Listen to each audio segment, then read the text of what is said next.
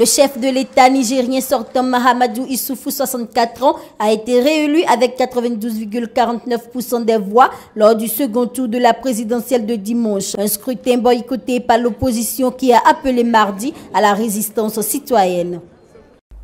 Répartition des voix par candidat. Hamma Amadou, 333 143 voix, soit 7,51%.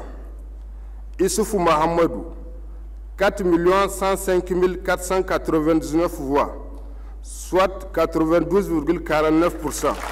Le président Issoufou va débuter dans une ambiance politique tendue, son deuxième quinquennat à la tête de ce pays ouest africain de 18 millions d'habitants parmi les plus pauvres du monde. Notre pays doit renforcer son unité et sa cohésion sociale. C'est dans cette perspective que je lance un appel au rassemblement de tous les Nigériens pour que se mette en place un large front dont le seul objectif sera la renaissance du Niger. La coalition de l'opposition pour l'alternance COPA 2016 rejette les résultats du scrutin. Personne ne nous fera accepter une mascarade électorale dans laquelle l'expression de la volonté populaire, la vérité et la justice sont défigurées. À partir du 2 avril 2016, la COPA revendiquera la légalité républicaine au nom de la souveraineté populaire. Le mandat du président Issoufou finissant le 1er avril 2016 à minuit.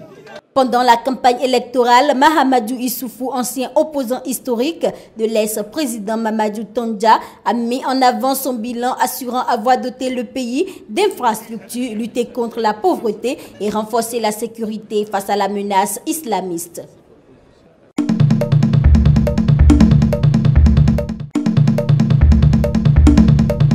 « 63%. C'est par ce score que le oui a remporté lors du référendum constitutionnel organisé à l'initiative du président Macky Sall et qui porte sur la réduction du mandat présidentiel de 7 à 5 ans avec effet immédiat. Malgré cette large victoire du oui, la question continue de diviser l'opinion publique sénégalaise. Ces 15 réformes-là ne sont pas assez suffisantes pour une constitution digne d'un pays comme le Sénégal. Moi, ça ne me suffit pas vraiment, donc j'ai pas voulu voter. Voilà. Pour certains, les populations ne saisissent pas suffisamment les enjeux de ce changement constitutionnel. Ce qui explique ce taux d'abstraction-là, moi je pense que c'est parce qu'il y a un certain nombre de citoyens qui ne vont pas vouloir s'énoncer sur des choses qu'ils ne maîtrisent pas. Moi, personnellement, je n'ai pas compris ce point. Nouveau droit des citoyens, il parle de quel droit en fait?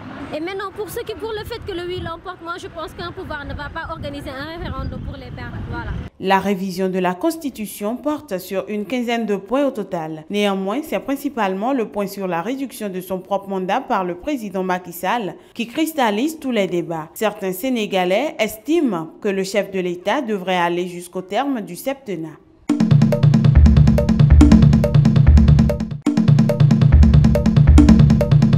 Le président sortant Denis Sassou Nguesso est en tête de la présidentielle congolaise avec 67,02% des voix selon des résultats partiels annoncés mardi, 2 jours après un scrutin contesté par l'opposition.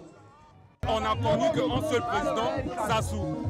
Jusqu'à aujourd'hui, on a connu qu'un seul président, Sassou. Donc, il a le droit.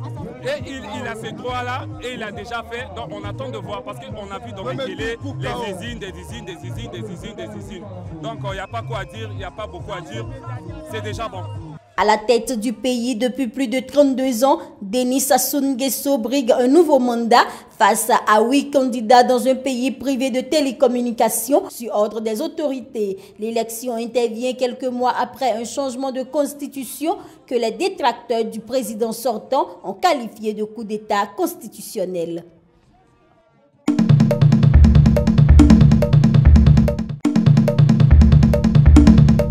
La police belge a lancé une chasse à l'homme pour retrouver l'un des acteurs présumés des attentats coordonnés qui ont frappé mardi l'aéroport et le métro de Bruxelles. Les attentats revendiqués par l'État islamique qui ont fait une trentaine de morts et plus de 200 blessés. L'opération a commencé vers l'après-midi. Toute la police est débarquée ici. On ne sait pas. On n'a eu pas d'informations ni au niveau des médias, ni au niveau des riverains. On ne savait pas ce qui se passe. Il y avait des policiers, des pompiers, ceux des interventions rapides.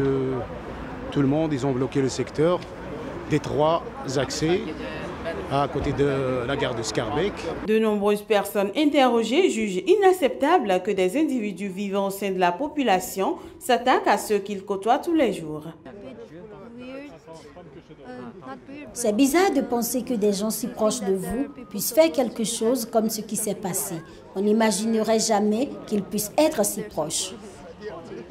La Tour Eiffel, le World Trade Center et la porte de Brandebourg se sont mises aux couleurs belges. Et l'image de Tintin en pleurs est devenue le symbole de la Belgique en deuil. Ces attentats surviennent 4 jours après la capture à Bruxelles du Français Salah Abdeslam, seul survivant parmi les membres du commando des attentats du 13 novembre à Paris qui ont fait 130 morts.